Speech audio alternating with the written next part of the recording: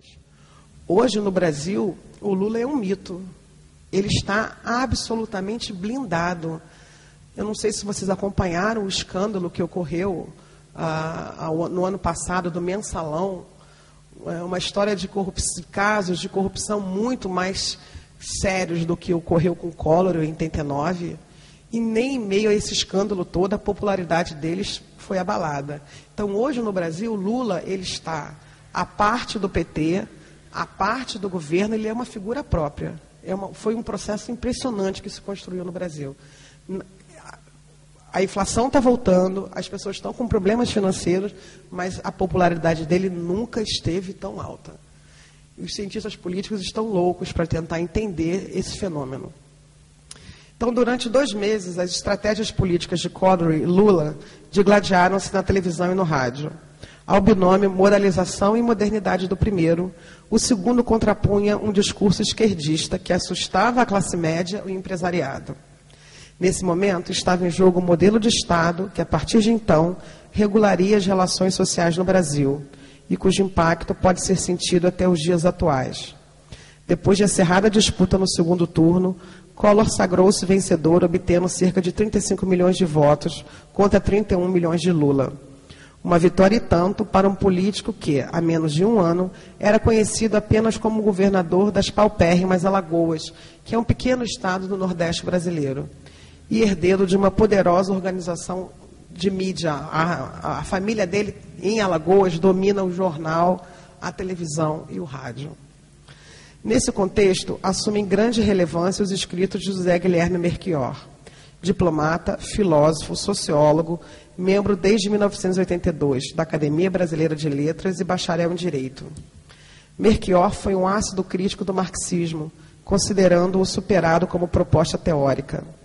Da social-democracia, cuja derrota frente ao moderno liberalismo explicou como consequência da revolta do mundo contra o estatismo econômico, e um fervoroso defensor do moderno liberalismo social, cujo significado não se restringia apenas a menos Estado, mas, sobretudo, a mais liberdade.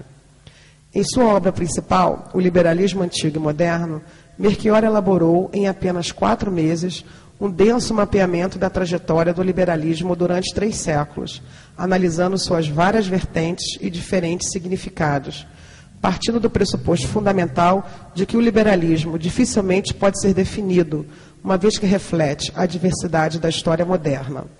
O alcance das ideias liberais compreende pensadores diversos em formação, como Tocqueville, Keynes, Rawls, Locke, Montesquieu e Adam Smith. Assim, para se elaborar uma teoria do liberalismo antigo e moderno, deve-se proceder a uma descrição comparativa de suas manifestações históricas. Para tal, Melchior recua ao século XIX, afirmando que, então, o movimento liberal atuava em 2 níveis, pensamento e sociedade, podendo ser definido como um corpo de doutrinas e o grupo de princípios que sustentavam o funcionamento de várias instituições, algumas antigas, como os parlamentos, e outras novas, como a imprensa. Na segunda metade do século XIX, surge na Europa uma reformulação do liberalismo clássico, nomeado por Melchior como o liberalismo social, cujo início remonta à segunda fase da reforma legal inglesa, pós-1870, quando a defesa da justiça social assumiu importância central, uma vez que a primeira fase, que foi de 25 a 70, foi destinada à ampliação da independência individual. Tomando como referência os escritos de Thomas Green, Melchior aponta que esse novo liberalismo, a função do Estado é a remoção de obstáculos ao autodesenvolvimento humano, através de reformas esclarecidas que possibilitassem ao maior número de indivíduos gozarem das mais altas liberdades. Nesse sentido, em sua forma clássica, o liberalismo estava se tornando obstrutivo, pois sua receita minimalista tornava-se crescentemente obsoleta, devido à penetração cada vez maior do direito na sociedade. Thomas Green é então caracterizado por Melchior como o salvador do liberalismo, pois teria alterado pressupostos e práticas, sem renegar os valores básicos da doutrina. Embora não fosse partidário do laissez-faire, não abandona o iberismo, a ideia da liberdade econômica. Para Melchior, assim, Green deu ao liberalismo um recomeço de vida, ao conjugar os valores básicos dos direitos e liberdades individuais, com uma nova ênfase na igualdade de oportunidades e no ethos da comunidade, promovendo a transformação ética do liberalismo numa direção social liberal. Apesar da importância dos escritos de Green, o liberalismo social propriamente dito floresceu, afirma Melchior, nos primeiros anos do século XX, graças a John Robson e Leonard Hobhouse. O primeiro era membro da esquerda do Partido Liberal Inglês, que, em defesa da liberdade positiva, queria que o governo criasse oportunidade igual. Via no mercado uma fonte de desperdício e desemprego, males para os quais a poupança sozinha não era uma solução. No entanto, para Melchior, o problema surge no entender de Keynes quando as poupanças deixam de se tornar investimentos, enquanto para Robson a dificuldade real consiste em que o investimento pode tornar-se excessivo em relação ao consumo. Leonard Hobhouse, acadêmico e fundador da primeira cadeira de Sociologia da Escola de Economia e Ciência Política de Londres, em 1907, tinha como ideal uma sociedade orgânica que proporcionasse à maioria dos seus membros uma igualdade viva de direitos, com oportunidades abundantes para o autodesenvolvimento individual através de uma nova maquinaria institucional. Com o início da guerra, a figura central do liberalismo social foi Keynes, economista que reformula a economia política e torna-se a primeira referência do liberalismo reconstruído. Em 1931, Keynes escreveu que o problema político da humanidade consistia em combinar três coisas: eficiência econômica, justiça social e liberdade individual.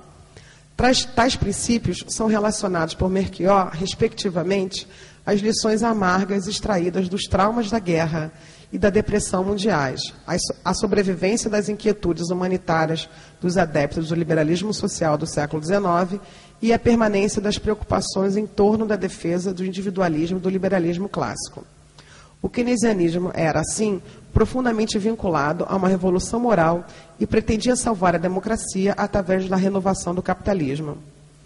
Em que pese as críticas que Melchior elabora a John Robson, ainda caracterizado como possuidor de uma visão excessivamente benigna do capitalismo, a Robson, uma ambivalência em relação aos sindicatos, e a Keynes, superestimação da racionalidade de políticas econômicas adotadas por governos democráticos, ignorando as consequências econômicas acarretadas por pressões de grupos de interesses de fazer prevalecer ou de bloquear o mercado político democrático, as ideias desse novo liberalismo, formuladas por Leonard Hobhouse, John Robson e Keynes, são as chaves de entendimento das ideias de Melchior para pensar o Brasil do final dos anos 80 e início dos anos 90. As críticas que elabora Keynes e a defesa do que chama de liberalismo social podem ser claramente identificadas nos artigos que publicou ao longo do mês de dezembro de 89 do jornal O Globo. Em sua coluna semanal intitulada A Vida das Ideias, Melchior defendeu abertamente a reforma estrutural do Estado como o único caminho possível para a reversão do quadro da crise crônica que o Brasil apresentava, apropriando-se em muitos momentos dos escritos dos dois Hobbes e do próprio Keynes.